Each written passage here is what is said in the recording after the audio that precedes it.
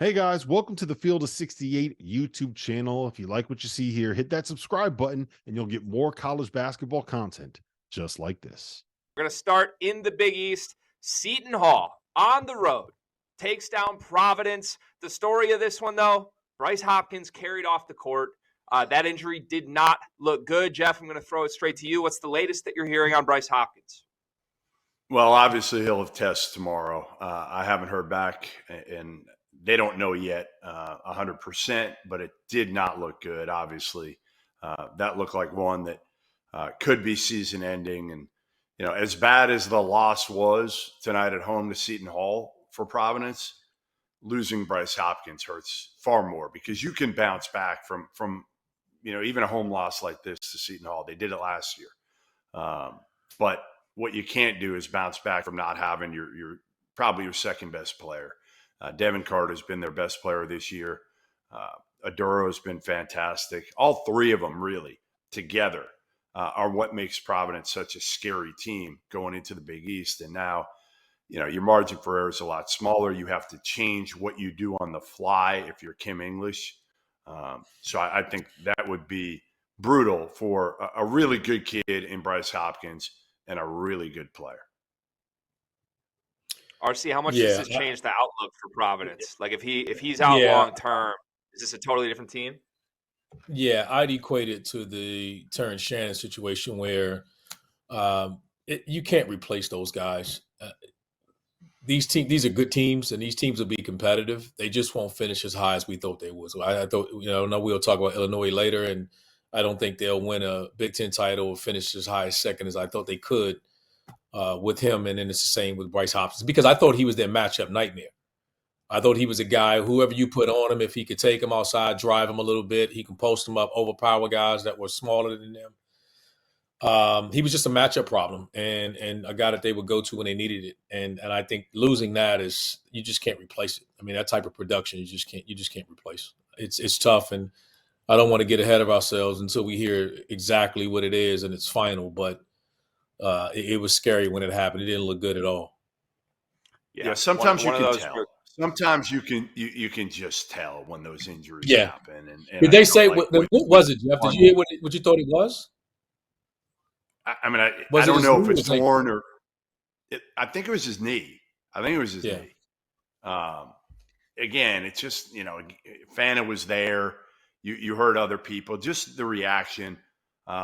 It's funny. I was at a game tonight where Winston Hill, kid for Citadel, went down, and it looked like, again, something similar to that. And sometimes you can just tell.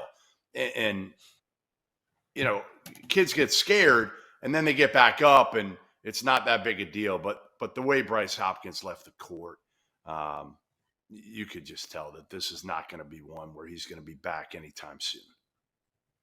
Yeah, one of those ones you felt like you could feel it through your television. At least that's how I felt watching it. And obviously our thoughts are with Bryce Hopkins and with Providence in general. But let's not lose sight of how important this win was for Seton Hall, who now finds themselves near the top of the Big East standings here. They're 9-5 on the season.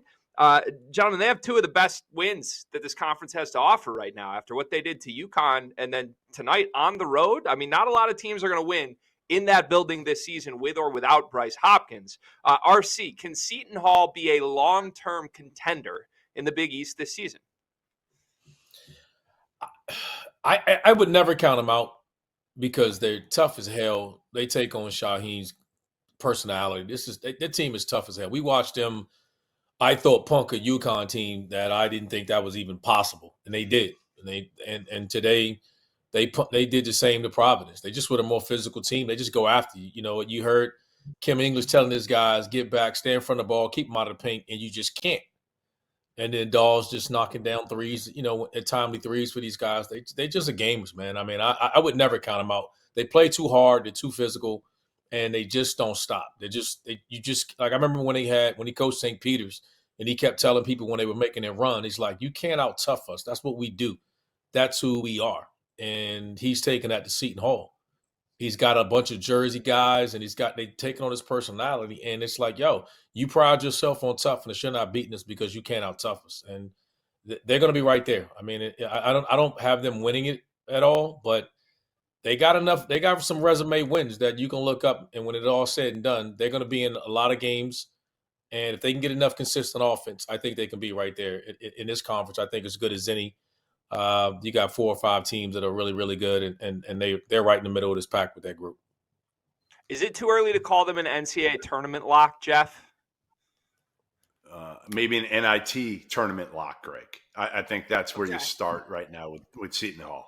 I honestly, I think that's what they did tonight. They put themselves in the equation that if the season ended today with UConn and this win, you're an NIT team where you weren't before those 2 games. I mean, think about it. They went in to a place where Providence is 46-4 in their last 50 games in that building, and they've beaten them 2 out of those. They won 2 of them. And again, it does come down a lot to Shah's toughness, the way he preaches. But, in order to get Seton Hall to where they need to be, and we talked about it with Shaheen and Big East Media Day a little bit. I don't know if he loved me saying it on camera, but they got to get their NIL package in order.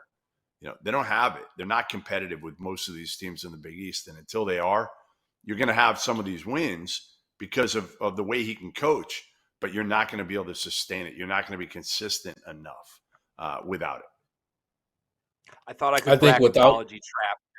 Yeah, without UConn though and Marquette, I think outside of UConn and Marquette, I like their matchups with anybody else in that league though. Mm-hmm. Yeah. Outside of those 2 teams, I think they're right there. They could beat anybody else in that league. I think. Well, they got a dude, right? Like Kadari Richmond has become like a guy now that you can rely on. Where he was kind of up and down for most of his career. He played through an eye injury tonight. Like they weren't sure he was going to play. And he was terrific. Dre Davis was really good, and again, they got some junkyard dogs on that team that fit Shah. They just need probably another high level player. And in order to do that, you better raise some money for that. Thank you for watching the Field of 68. If you've enjoyed what you've seen here, hit that like button, share this link with your friends, or check out the description for some other places that you can consume Field of 68 content.